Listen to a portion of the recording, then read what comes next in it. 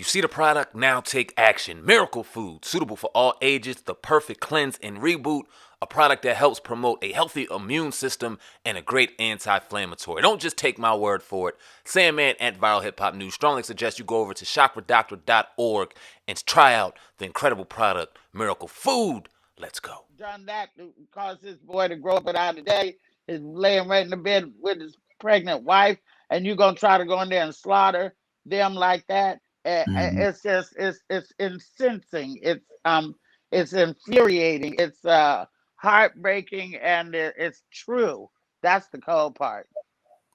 To kind of transition into that, I wanted to kind of ask you that to say this because we see who was in charge of that and what they systematically did to tear down the Panthers and tear down Fred Hampton at the time and just Black unity all in general.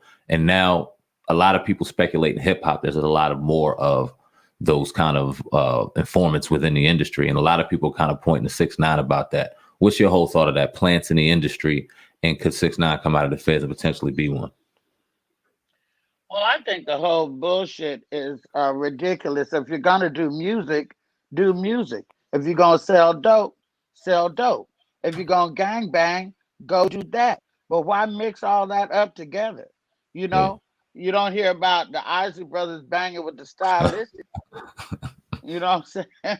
There's just no reason to bring thuggery into the music industry. We know that hip hop was started with a bunch of dope money. We know that. We know that there was everybody slinging crack and that's how they paid for studio time. We know that. But it's the difference between being Lil Wayne and being Common. It's time to elevate. And it's enough with the bullshit. We done heard about the bling. We done heard about the bitches. We done heard about the pussy popping. We done heard about all that. It's a new fucking day. We're trying to lift up shit like Black Panther and Coming to America and Judas and the Black Messiah and Billy, the United States versus Billie Holiday and Malcolm Maria. We're trying to lift up and go further. And if you still keep talking about niggas on the street and your gats and shit, that's what's gonna happen to your motherfucking ass. But if you start talking and rapping about Black empowerment and entrepreneurship and education and becoming Black lawyers and Black doctors and shit we need. And if everybody stop trying to pop their ass and be in front of the camera and write some shit like Ava DuVernay and get behind the camera, then it would be a different motherfucking day. I don't think there's any room for this shit. We've already lost the biggest legends we've ever had to bullshit. So it's time to stop that shit and let's talk about something else. Let's change the fucking narrative. The Yeah. rappers are the poets of the fucking street. That just like when I grew up with Nicky Giovanni and the Last Poets and stuff like that. Rappers are knowledge providers. When these kids won't read a book, Stevie Wonder, everybody, they self destruction, all that stuff. They made songs that meant something to the community. We could do that again if we get about this bullshit. Yeah. Right. So with that being said, the female rappers, their message is slightly different than the male rappers. But what do you think?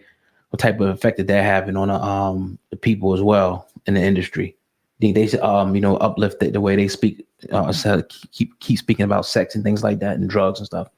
Well, I just feel like the women are going to take a page from what the men do, and while I say what I said, I'm talking about pussy and riding it and wet ass pussies and stuff is going to get them $1 million mansion. I doubt that anybody's going to listen to me and change their narrative so they can be empowering. You either start out that way, or you don't.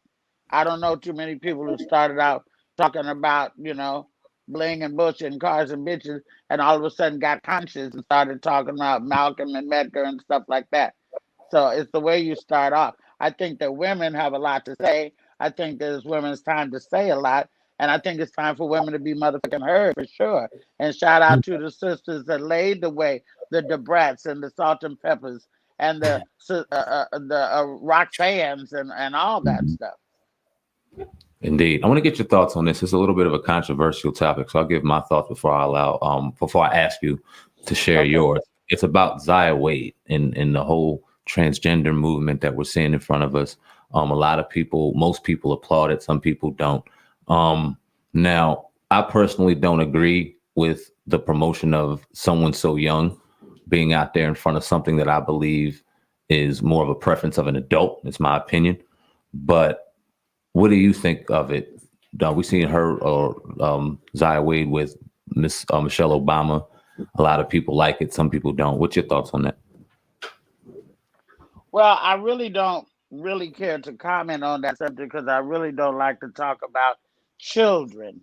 Yeah, You know, understood. kids, I mean, you know, grown folks that do whatever, they can make their own decisions. Kids, you know, experiment and go through stuff. And, you know, I don't want to really talk about her. Yes, ma'am. Absolutely. Now, did you catch a lot of backlash from what you said about Dr. Dre? And by the way, we had a little Mo in yesterday, and she kind of confirmed that, like, some of the people, you know, that she knew Dr. Dre, that she knew, kind of said this dude, he's tearing women up. Did you get a lot of backlash from that when you spoke about that? No, I didn't actually. Because I spoke the truth, you know. I mean, my God, we don't want nothing to happen to Dre. You Yeah. know, we want Dre to crank out some more bangers if he can, you know. Dre is responsible for the music through the fabric of a lot of our lives. However, that's the musician.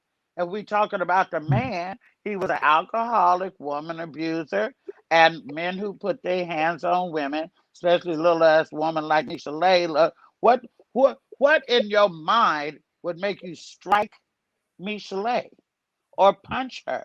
What kind of fucking degenerate, what kind of hate do you have in your body to do that? Michelet, if anyone get on a man's nerves, I done seen some bitches that look like they need their ass whooped. But at the end of the day, you can leave, and I don't think Michelet is one of those. And neither was D Barnes. And there's others, you know. Yeah. So I all I said was that there's some people who don't give a fuck whether you live or die, and that's the truth. I didn't say that was me, but there are people who did not give a fuck whether he ever came out the hospital, and that's a fact. How do we? It's a real crazy divide that we see between the black man and the black woman, and it's kind of shown in front of us on social media.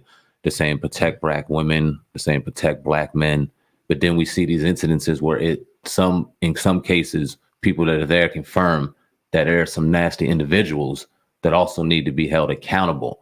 So how do we both hold the nasty individuals accountable while hailing the relationship between black men and black women at the same time, in your opinion? Well, you know, the silence between men who beat women is like the silence between police officers who don't tell on each other. It's like a secret society. It's like a club, it seems to me. And until more people start holding folks accountable, then it's going to continue and go on. And it's a known fact that people care more about white women than do about black women. If a brother knocked the shit out of a white woman, he will go to jail. If